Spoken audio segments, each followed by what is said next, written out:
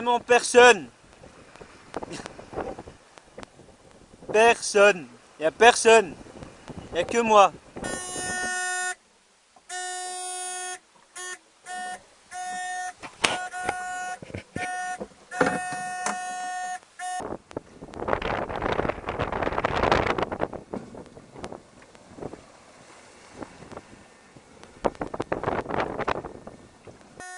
Oui, ça fait peur, hein. Vous voyez ? Le Benjamin de la course, Saïd Ben Ammar, actuellement 15e, s'est fait une belle frayeur avec le trafic des cargos dans la zone. Sur leur coque de noix, les skippers de la Bouvet-Guyane sont à la merci des navires qui pourraient les écraser sans même s'en rendre compte. Quant à Pierre Mastalski, 11e au classement, c'est plutôt ambiance dans de la mer. Je descends en fait, j'ai une spatule spéciale peintre en bâtiment et je vais gratter en fait la coque, mais le plus compliqué c'est de descendre. La fois où je suis descendu, en fait j'ai toujours plein de dorades autour de moi, une dizaine de dorades, donc c'est des gros trucs. Et quand je suis descendu, il n'y avait rien du tout. Donc j'ai gratté mon truc, j'en ai pris plein la tête, parce que l'eau n'étant pas mon élément, bah, j'ai pris plusieurs tasses, le bateau sur le dos, enfin bref, ça bouge beaucoup en dessous. Mais j'ai quand même réussi à gratter, et en fait, 4 heures après, j'ai vu un énorme aileron de requin.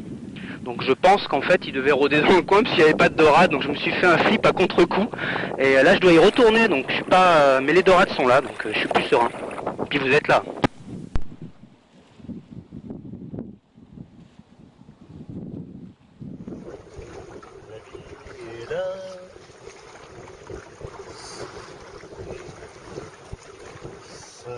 Il y en a par contre pour qui c'est plus détendu, à l'image de Didier Lemoine, 16e, qui nous propose une pêche miraculeuse.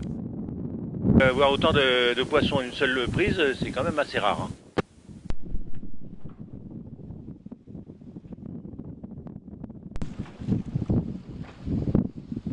Alors ce soir, qu'est-ce que j'ai pêché? J'ai pêché ça. Voilà. Alors ça c'est très bon.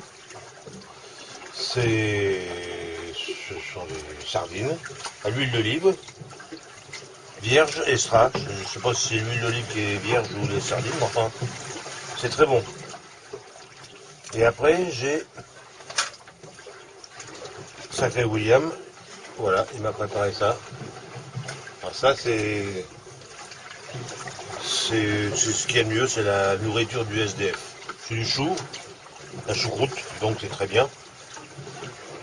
Voilà, je vais voir ça. Et puis après, après un peu de lecture. Alors en lecture, eh bien j'ai ça. Voilà, je sais pas si on voit bien. Voilà. Je sais pas qui est ce Kersozon, mais enfin il a l'air. Il a une tête de marin. Puis mon livre qui a déjà trois traversées. Voilà. Le vieil homme et la mer. Ça c'est le truc mythique. Et même la carte, la page d'avant elle s'en va. Bah, elle est usée, hein. C'est comme le bonhomme quoi. Retour avec Saïd qui nous donne les clés d'une toilette réussie, revue de détail du matériel indispensable. Donc c'est avec ces 3 objets, shampoing, avec l'eau de mer, mousse, l'eau de mer, voilà. Une écope normalement c'est pour vider l'eau, mais moi ça me sert pour nettoyer. Et le seau où on va remplir l'eau de mer. Voilà. Vous voulez voir ma douche? Franchement il n'y a rien d'intéressant. Je suis tout propre. Là, attendez, je suis en train d'enlever ma peau morte. Toute la peau morte, il faut l'enlever. Voilà. Voilà, je me sens propre. Donc, qui dit propre, dit bien dans sa tête. Après 25 jours de course, la flotte est divisée en 2 groupes suivant 2 options opposées, la route nord et la route sud. Placé au nord, c'est toujours Pascal Vaudet qui est en tête avec une avance confortable. Après s'être dérouté dans le sud-ouest à la recherche d'une veine de courant favorable, Pascal a repris une route plus directe. À 100 000 derrière et au coude à coude, on retrouve Christophe Dupuis et Jean-Emmanuel Aléen.